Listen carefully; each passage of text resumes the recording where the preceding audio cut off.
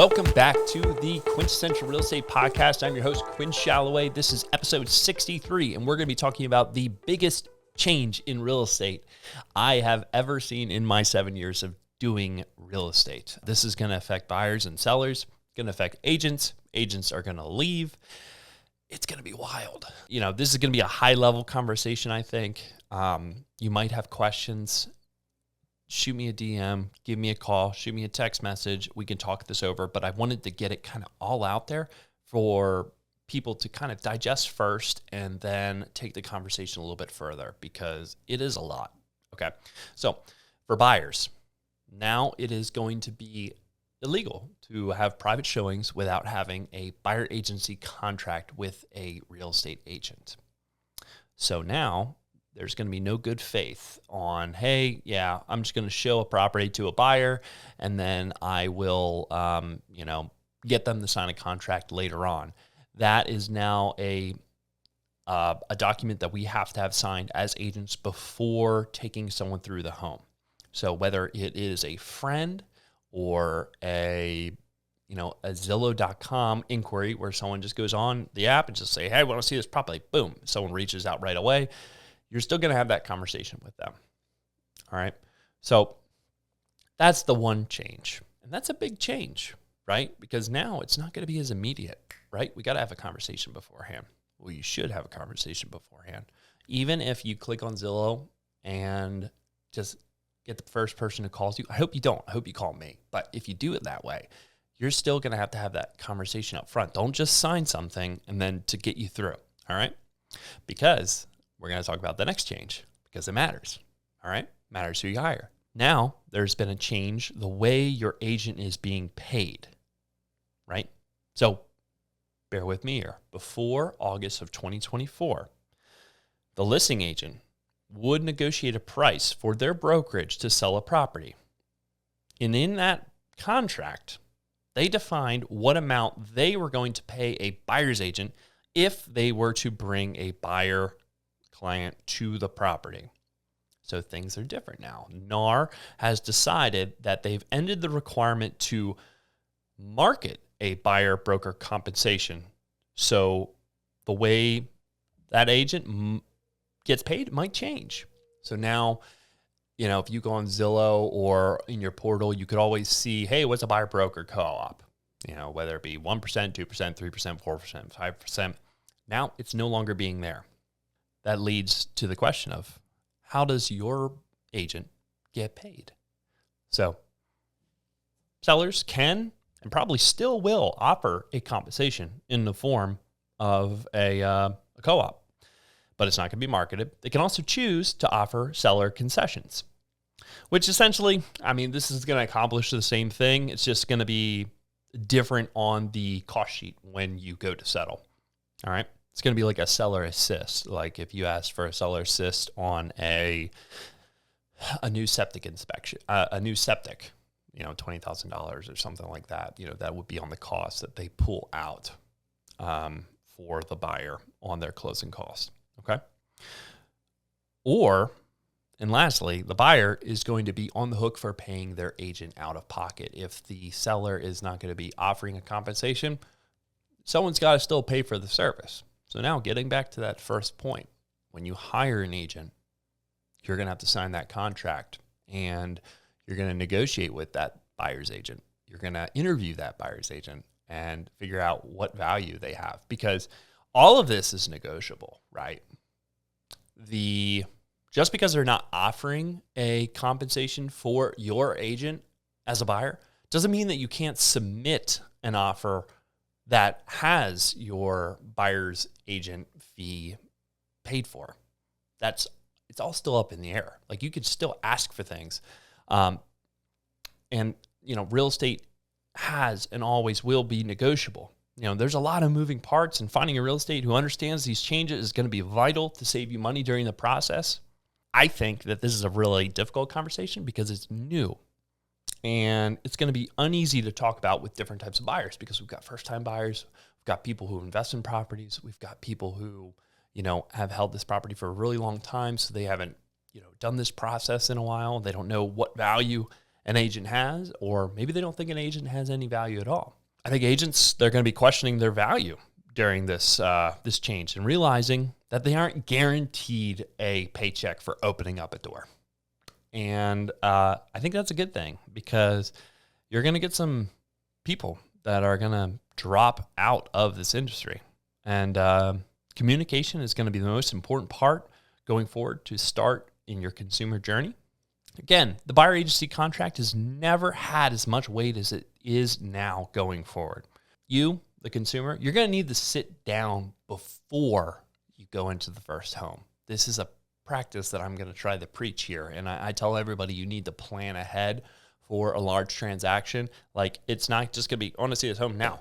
It's like, you could probably still do that, and you can go sign up with an agent that you've never talked to or whatever. But now you might be on the hook for paying for some of this person's fee. So you really need to know that they're going to be able to get the job done, and they're not going to cause you more stress. They can negotiate a fair price and terms for you when you buy a property. I think that, that's all really, really going to be important. And so again, we're going to sit down with an agent beforehand, figure out what that cost is going to look like. And alongside of that, you're still going to sit, getting back down to the basics, right? We're planning. Now this conversation is going to be had in lockstep with your mortgage lender, so you can figure out what you're pre-approved for. And then also, hey, worst case scenario, I need to pay for my agent. I hope I don't have to, or I hope I have to pay the difference or something like that, because they're only offering a little bit. What is my worst case scenario? How can we work around this with a lender? That type of thing. So all of that being said, that's kind of my spiel on the buyer side. So again, buyer agency contract, and your agent may be paid a little bit differently. I'm still not seeing any, no co-ops being offered, but it's taken me a little bit of time to figure out, what those things are. That's not something that a consumer needs to worry about as far as me getting the information. But again, communication, that's going to matter. All right. So seller, going forward, we're going to back into this a little bit here. So how is this changing? So going forward, real estate brokers will be prohibited from marketing a cooperating broker compensation on the MLS. I am repeating myself. It's okay. Multiple listing service, MLS, multiple listing service. All that goes to Realtor.com, Zillow, Trulia. It goes to home portals that agents have set up for their buyers who are qualified, ready to transact. And now it's no longer going to have that. As a seller, you could still elect to offer compensation, but it's not going to be marketed or advertised in those other ways that are connected to those platforms. So you'll likely see it marketed by word of mouth, broker websites, social media. It's still going to get out there. Another tool the seller can use is seller concession. Basically, I'd liken it to a seller assist when you have a home inspection and you find some issues and you ask for basically money off on your closing cost sheet. So that cash to close will be less. Part of that will be basically where your agent is being paid. It's not a traditional, but it'll essentially do the same thing. I think that this commission change is going to be very important on the selling side of real estate, because you need an agent who can basically communicate what the value of, okay, if I don't offer a commission, what will happen? If I do offer some, what will happen? If I offer nothing, what will happen, right? So the goal of a preferable transaction from the seller's perspective, in my eyes, is as follows. You hire an agent who knows the area and has the ability to market and advertise a property better than the other agents, right? Hire an agent who knows how to price your home and is not a yes man. If you hire multiple agents and they all come in at $500,000, then the one says $550,000. Oh yeah, I could sell it. It's like, they're going to have to really show you how they can get that extra 10%, because they might just be buying the listing. They're like, if I just save more money, I'm going to get the listing. And then 2 weeks down the line, like, we're just going to do a reduction and then I'm going to get paid. Be on the lookout for that. All right. Another thing that's going to be important to a seller, negotiate a timeline where it's preferable for you in your current situation, all ahead of time, so the agent knows that, right? Okay. So you're going to figure out what your plan is for after the sale ahead of time. Again, more planning. This is all very important. So from that, marketing and advertising, that's going to be the agent's job, but this is something you're going to look for, right? Get as many qualified buyers to see your property in a short time frame to create a sense of competition. Okay? Short timeline, lots of buyers. All right? How do we do that? With marketing, advertising, and incentives. Okay? So then you're going to want to collect multiple offers, hopefully. And you're going to have your seller's agent negotiate terms, prices, and inspections. So back to the interviewing process, you need to be asking your local agent really how they negotiate and how they've been successful during that time. Then you're going to select an offer which best suits your needs. You need to be constantly in contact with the agent to understand the process and timelines. And when I say that, I kind of mean the reverse way, where the agent needs to be in contact with you. You shouldn't feel like, I haven't heard from my agent in a while. You should always be getting updates from your agent. All right. Then the final is close on a property with a plan for where the proceeds are going to go. Real estate, do a 1031, something like that if it's an investment property, or if you're going to be doing a step up or a step down, downsizing, yada, yada, yada, moving away, or are you going to be putting it into stocks, or are you going to be holding it in cash? There's a lot of other ways, but again, planning. This is all very important. So as the new rules of compensation change, we've went over the seller side, we've went over the buyer side. I really anticipate agents will leave the industry, and the lion's share of these transactions are going to be done by a small number of seasoned agents. These are agents who understand the value. They're not questioning themselves. They are providing for their clients. These qualified consumers will be well informed and ready to transact. They understand. They understand how they're going to have to pay for services. They're going to have to pay for real estate. They understand all these things.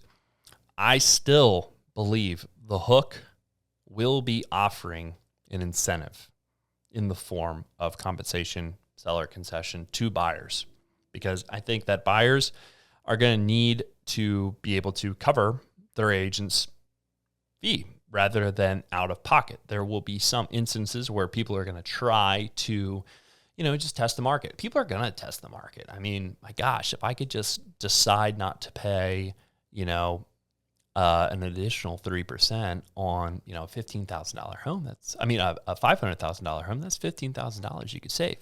But the question is, how much less traction are you going to get on your home if you're not going to be offering something like that?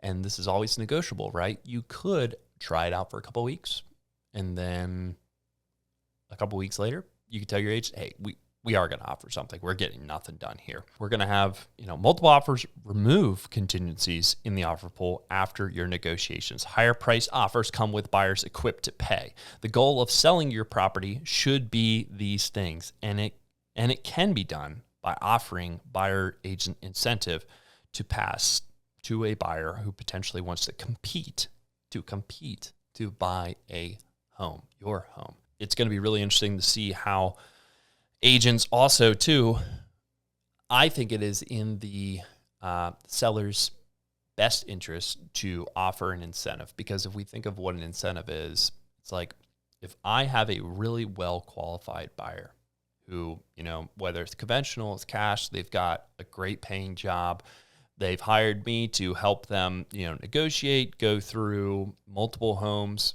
inspections, just keep the energy at a, monotone level, and no one gets no highs, no lows. We're putting in offers, trying to get one accepted, the amount of time that goes into that, my people are willing to pay, but they also are, everybody's price conscious, and there's going to be more transparency right now. So I think that, those buyers are going to say, hey, we hired this great agent, we're going to try to make sure this person is compensated in this way. We're going to be competing on multiple offers, and, it's going to change, but it's not, I just don't really think it's going to alter too much, because, I've had 3 past listings in the last month here, and I've explained this in a way where, again, it's an auction. You want 2 people bidding, or do you want 20 people bidding? Everything is transparent. Everything is negotiable. And you need to work with an agent who understands all of this so you don't get like stuck paying for something you didn't have to pay for in the first place. You can write an offer. If they're not offering compensation for your agent, you can say, hey, Quinn, we want to submit an offer and have that basically paid by the seller. You know, they could say no, that we can negotiate that. You know, or you could do it the other way on the seller side. So there's a lot of different ways. And at this point, I think I'm just basically repeating myself. So if you have questions, I think that this is a lot to take in. Just reach out to me. Send me a text. After you listen to this, just say, Quinn, you were super confusing there, or you made a lot of sense, but I had this question, that question. And if you could just clarify that for me, that would be awesome. So hopefully this was valuable to you. If you're going to be buying in the next 6 months, it matters. If you're going to be buying in the next 12 months, it matters. If you're going to be selling, it matters, because this is the new reality for real estate. So thanks for listening.